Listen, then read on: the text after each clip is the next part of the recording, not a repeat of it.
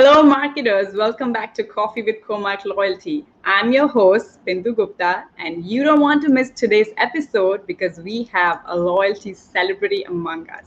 She is the podcast host of the top 5% podcast in the world. She's also an author of Driving Loyalty in Convenience Retail, and she has over 20 years of experience delivering tangible results for some of the world's top brands. Please raise your coffee mugs to welcome Paula Thomas. Welcome, Paula. We are so excited to have you. Thank you, Bindu. It's wonderful to be with you. Thank you so much for joining. We are extremely excited to have you on board because you speak to so many different brands and there's so much to unpack and learn from you. So why don't you give me a brief, well, probably not going to be that brief, but tell us a little bit more about, your background, your role, like what was your journey to, come to Let's Talk Loyalty. So, and just your endeavors. Would love to learn more about that. Thank you so much, Bindu. It's a real privilege to be with you guys. I love working with Comarch. It's amazing. So to go back, I suppose I have had a very varied career. I've often said I have quite a short attention span. So I started as a beauty therapist. I had a beauty salon when I was 19, but very quickly realized that I love business. So I moved into the airline industry, actually. So spent quite a few years, I'm going to say like 6 years between British Airways and Emirates Airline, two extraordinary companies. And then I was very lucky to end up working in the loyalty industry at a time where I guess the world was in recession. It was just that kind of 2008, 2009, 2010. And what really struck me at the time, Bindu, I wanted to be a consultant, and I was actually doing a lot of work on the digital side because of my airline experience. But loyalty became an extremely important principle for the clients and projects I was working on. And I was asked to take over and run an extraordinary loyalty program, which is still very famous in the UK. It's a telecoms loyalty program called Priority by a fabulous brand called O2. So I ran that program in Ireland for about 7 years. So that gave me a love for the industry. And that's probably about 10 years ago in total. So lots of consulting work. But then a couple of years ago, I realized that I really like talking about loyalty. So I realized actually nobody had a podcast dedicated to industry professionals. So I thought I might show up and give that a go for a few weeks. And 2 years later, still doing it. That's amazing. I mean, you did what a good consultant would do, understand where the gaps are and then fill those gaps, right? So there was nothing in the market, and look at it today. I mean, everybody tunes into your podcast, of course, including me, to learn about the insights you provide and the information these brands give you, which is not like, you don't get a daily dose of that on a regular basis. So that's just perfect. And really, really exciting to learn that you started in beauty, and the transition is very interesting. But I'm sure there are skill sets, you carry over. So I'm pretty sure. I hope so. I hope so. We try and build, Bindu. You know yourself. Exactly. Keep building. Exactly. Yeah. I always love learning about the journey, because it's not that you just are fixed on one thing. When like how we put pressure on kids, like pick now, but things change. Even now, people are thinking about various other alternatives to even within marketing, or branch out and be more successful and specialize in stuff. So that's wonderful. And I will say what I have learned, Bindu. Probably the one thing that has really surprised me is how much I love the fact that I can work anywhere, anytime.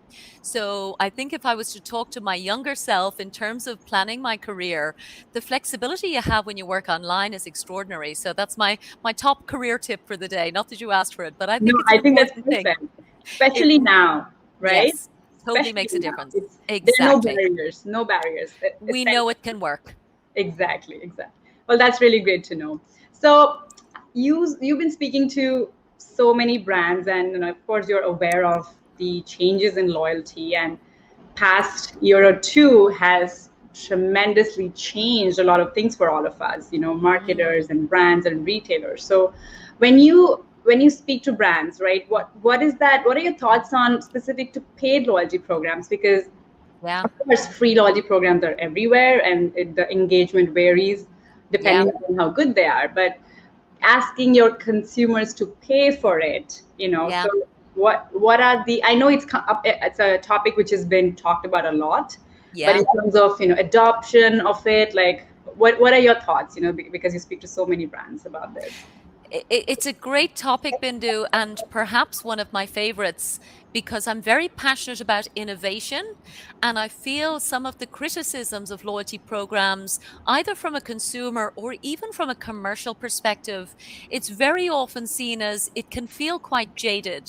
Hmm. So if you build a loyalty program and it's just points or it's just coupons or it's just games, it can feel a little bit like it's been done before. True. So for me, certainly the whole concept of paid loyalty, it really surprised me when it started to emerge. And I guess I started paying attention to it maybe 18 months ago. I Hmm. saw an extraordinary case study which was well publicized and some incredible results being published. And the brand is a US brand, which is, amazing to me to see what the US market is doing. So Panera Bread was the brand I saw. They launched a paid loyalty program literally before the pandemic. So the timing was, I think, actually quite lucky for them, but they already had some great insights. And what they said is actually people are spending a lot of money on coffee. Most of them feel very guilty about that, and therefore they're not spending on things like maybe food when they go into the coffee store. So they decided to create an $8.99 paid program for unlimited coffee, and they published extraordinary results. So, for example, Bindu, 70% of those coffee subscribers ended up buying food. That's The, great. the the frequency of visits doubled from people who subscribed. So I really thought this is an incredible model. And it's almost counterintuitive because what we're saying is we're asking people to pay to join our loyalty program and asking them to pay more for our products. And bizarrely, that seems to be what happens. Now, I know there's no such thing as one business model that will suit everybody in terms of an innovation or a new idea. But part of what I like about my show is I can create these stories and share them with people to say, have you thought about a paid loyalty program? And McKinsey did some great research as well, which I can share the link with you if you like. But they said that obviously the spend normally increases when somebody joins your loyalty program. That's the whole point. So in a free loyalty program, McKinsey research said the increase in spend would be about 30%. But in a paid loyalty program, it's 60%. Very So interesting. they're twice as likely to spend money with you. So I think it's extraordinary. I think we all know the business model of subscription from Netflix or from Amazon Prime. True. But to move it into the coffee industry, hotels have paid loyalty programs and airlines now. So Emirates, for example, here where I live in Dubai have launched a paid loyalty program or a paid element to their loyalty program. So it's a topic I absolutely love. It's really interesting also because I feel it also speaks to the psychology of the consumer now. They Hmm. want that, I guess, security or the Yeah. surety that I am Yeah. going to invest kind of right in this brand, and I'm Hmm. going to get what I expect from it. So Exactly. in a way, I feel it puts even more pressure, obviously, brands that they have to create even better products, experiences, basically a very, very seamless experience for the consumer, no matter where they are, transacting or interacting with them.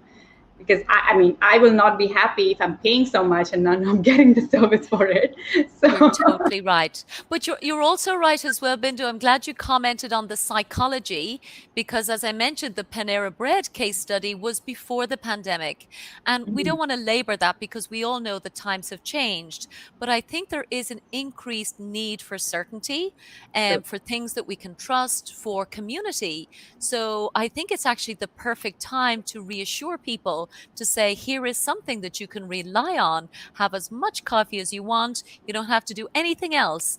And again, you take away the guilt factor of overspending. So they'll definitely come. So to me, there's that lovely idea of, the customer's wallet in your category.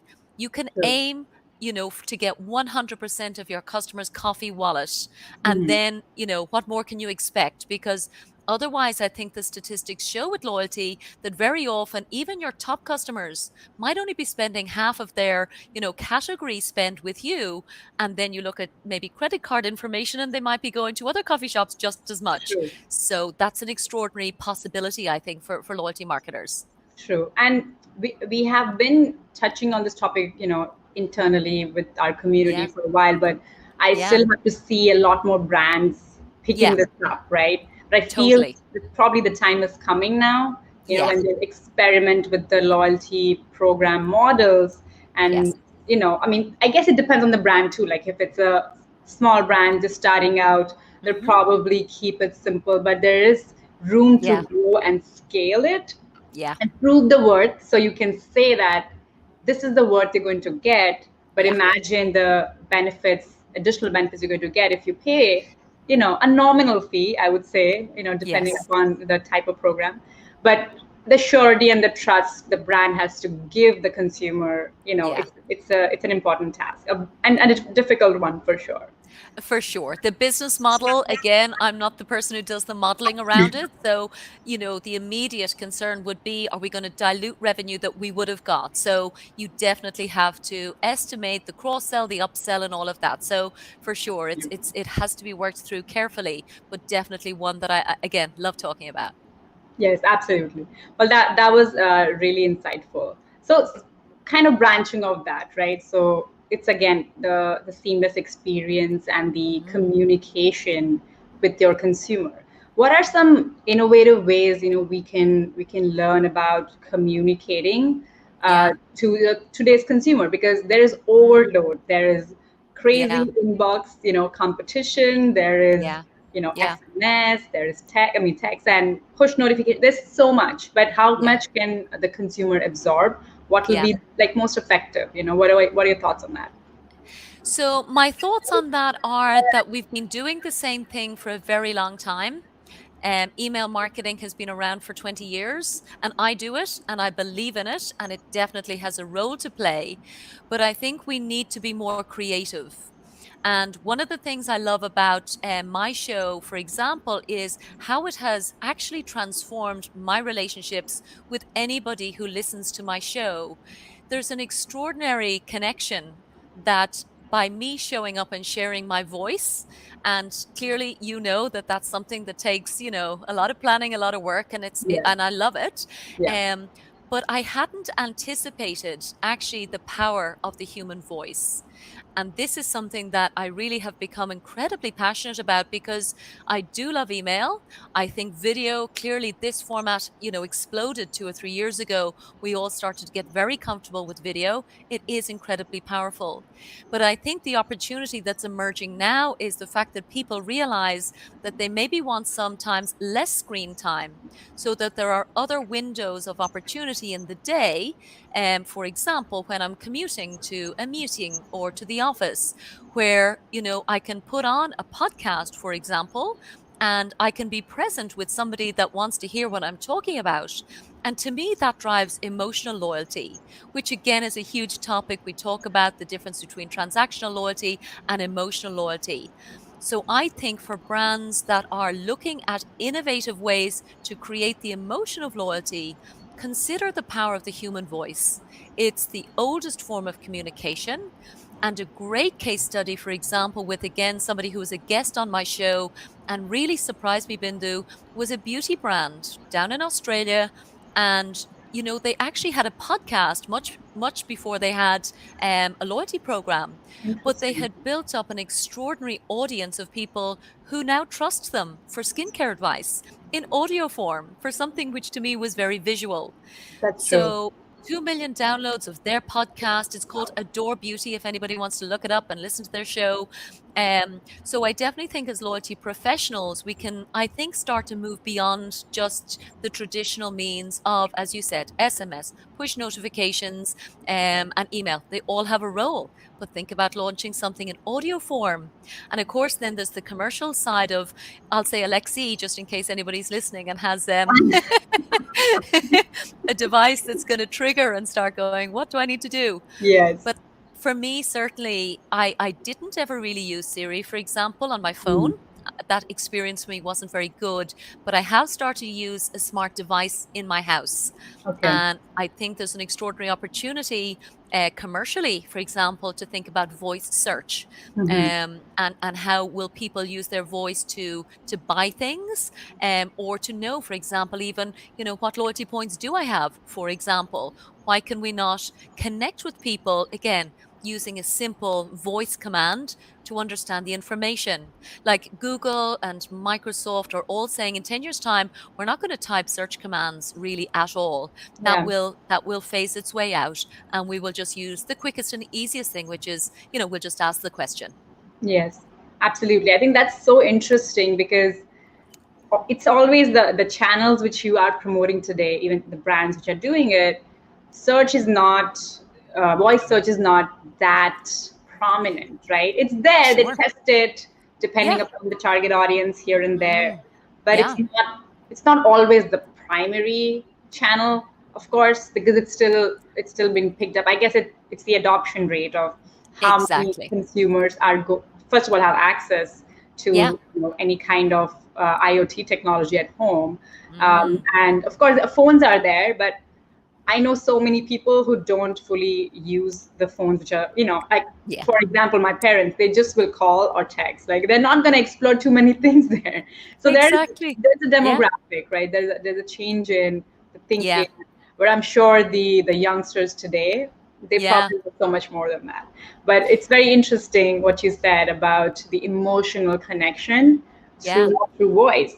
And I think it's absolutely true when it especially comes to your podcast too, because it's just the voice, and you're paying attention, listening to it, and you do feel that, right, through the voice and through the warmth in the voice. You do feel that. So it'll be interesting to see how this explores further, and I'll be excited to talk to brands. 1 year down the line, they're like, "Oh, all we do is voice now." We'll have to do this again in the future together and see where we're at. See, was I right? To update, right? These things change. So that's very interesting. So another very important aspect of loyalty and loyalty programs is the financial element, right? And for me personally, that is, of course, very important. As a strategist, of course, I have to tell them what are the best practices, what are the best ways to go about designing a program or communicating with your members. But understanding the financial aspect is also so important, and to work with them to understand the ROI, or the customer lifetime value.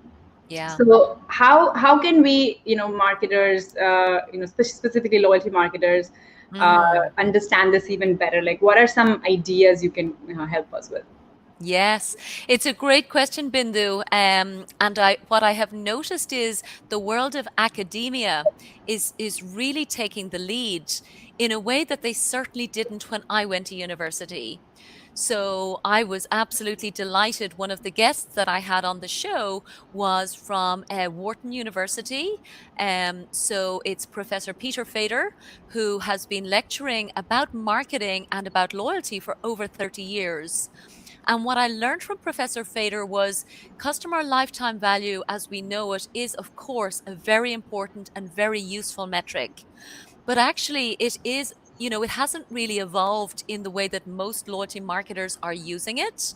But in fact, he has developed an evolution of that model, which he calls customer-based corporate valuation.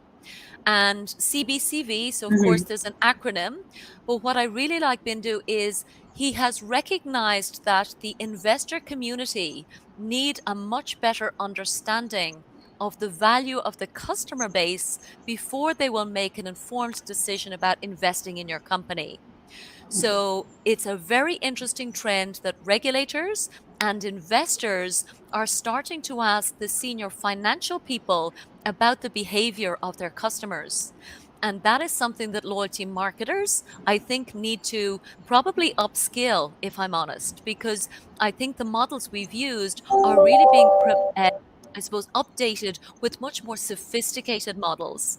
I often feel that I'm not the person within a loyalty team. Like you, I'm probably more of a strategist, but I Mm. love to get somebody who's good at the maths, good at the modeling. And this is exactly what Professor Fader was teaching me. We need to have the financial models and the financial language that investors will respect and that our financial colleagues will also be comfortable presenting. So I think there is a huge education piece that we can start to say, actually, a company should be valued on, how loyal its customers are, not necessarily just how many we've acquired, but are they staying with us? And I'm sure you've seen, Bindu, so many companies, they launch, they write the business plan, project their customer numbers, but they don't usually project the loyalty of those customers. True. So that's usually an afterthought, which Yeah. is actually quite shocking when you think about it. Yes. Like, we need to build loyalty in from the outset. And particularly for big companies that are going public, this is really the core message that is coming out of Wharton. And what I love again is Professor Fader has launched two companies. And so he's also a practicing loyalty marketer. He's Yeah. also a maths major from MIT. Wow. So again, he's got like big brain stuff going on. So I love that. I learned a lot from him. Again, another person I will definitely have back on my podcast to follow exactly how the world of academia can teach us more about doing our jobs better. That's very interesting because, as you said, the models, they get old, consumers are changing, but we are Totally. still kind of using the same exact way to calculate the loyalty or the Yeah. general KPIs we do. So Yeah. what you said is, I would say, almost groundbreaking, because if the investments are made based on what the CBCV is, Yeah. that means the companies have to invest in this even more, and it's just not a Yeah. program anymore. It's not a program. It's so Yes. much more than that. And Yeah. what is our loyalty strategy, not the loyalty program strategy, right? We Exactly. need to really think about it and project those numbers upfront so they can Yeah. actually get these investors and grow on scale, right? So that, I think that's an amazing insight. That's really interesting. It really is. And also, certainly, in terms of the current landscape, it's very clear that there's a lot of nervousness around sharing that kind of numbers because, True. first of all, it's not currently required by the regulatory bodies. But I think there is an opportunity to showcase if you are retaining your customers. And again, my audience are loyalty marketers who, lots of them are very ambitious, people like you and I, who want to be able to have a C-suite conversation and talk to the CFO. And as one of my guests said, actually, in a very simple way, which I really loved, customers are the only source of revenue for your company. Like, when you True. think, so So true. actually, like, why are we not sitting with the chief executives and the chief financial officers? Like, I think we need to respect our own work at an even higher level True. and have that financial language and financial models to be able to impress them, certainly when they go out to the markets. True, true. And that again brings us to another important aspect for, us in the community of loyalty Mm, marketers, that even though we're not like accountants and we cannot get into the yeah. deep finances of it, but having the important preliminary knowledge or of the mechanics is Yeah. so important, right? Yes. There is so much more to, we're putting the data behind, we're putting the Yes. tech behind it. There is so much Yeah. more to loyalty, than just a program, and Mm, that's definitely evolving. I just came back from a conference, and the brands which talked about, how they're innovating and growing, it's completely data driven. It's yes. they are not doing obviously anything without those numbers, and using the technology to support that execution. So important. So many pieces have to come together. But designing it, understanding that financial angle, right? That's again, like there's you don't want to mess that up, because then you know. Yeah, bring in the experts. That's my advice. The right technology and the right financial model, and we're sorted. Exactly. So simple. Yeah, sounds easy. Exactly. Awesome. I think those three topics are very relevant right now. We talked about the paid loyalty programs and voice search, and the customer lifetime value being looked at in a completely different lens. These are topics I think all our listeners would be really interesting to dive deep into for sure. And we can include some links for some of the podcasts which are talking specifically about these. I think that will give them some more information and dive deep into it. So thank you for that. That was really exciting to listen to. Oh, wonderful. Great. So we're not done yet. I mean, oh, I need a sip of my coffee for the next phase. Do I? Yes. So we're gonna do a fun challenge. Don't be nervous. This is nothing. I don't know what to expect, Bindu. Oh my goodness. Oh my God, you are getting so nervous about it. No. It's a rapid fire. Okay. We're gonna put a timer for 1 minute.